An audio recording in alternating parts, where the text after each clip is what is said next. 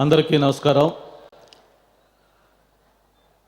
City of destiny ఒక financial capital,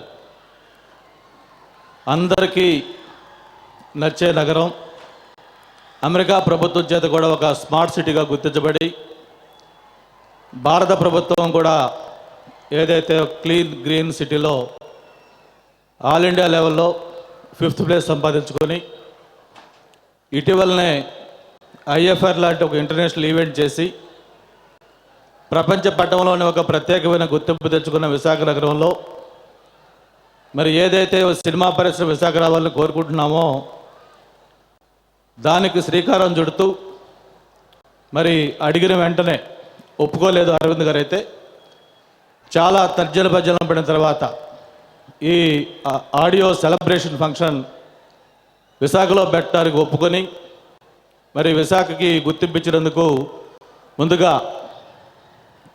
మరి మిత్రులు అరవింద్ గారికి మనస్ఫూర్తిగా ధన్యవాదాలు తెలియజేసుకుంటూ,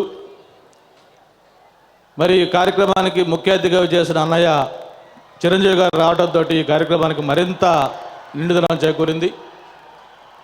మరి సినిమాకు పనిచేసిన యూనిట్ మొత్తానికి కూడా మనస్ఫూర్తిగా అభినందనలు, ధన్యవాదాలు తెలియజేసుకుంటూ, మామూలుగా బన్నీని చిన్నప్పటి నుంచి చూస్తూ ఉన్నాను నేను.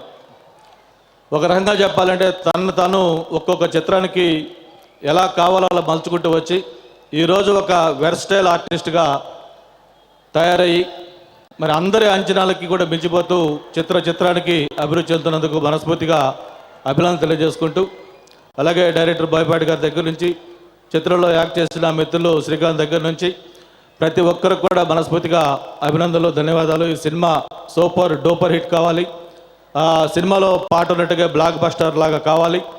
మళ్ళీ అరవింద్ని ఇక్కడ రిక్వెస్ట్ చేస్తాం, సినిమా సక్సెస్ సెలబ్రేషన్ కూడా ఆడియో సెలబ్రేషన్ ఎలా చేశారో మళ్ళీ సక్సెస్ సెలబ్రేషన్ కూడా వైజాగ్లో ఇక్కడే చేయాలి, ఇదే వేదిక చెప్పి కోరుకుంటూ wish you all the best. Bunny cinema super duper hit కావాలని కోరుకుంటున్నాను.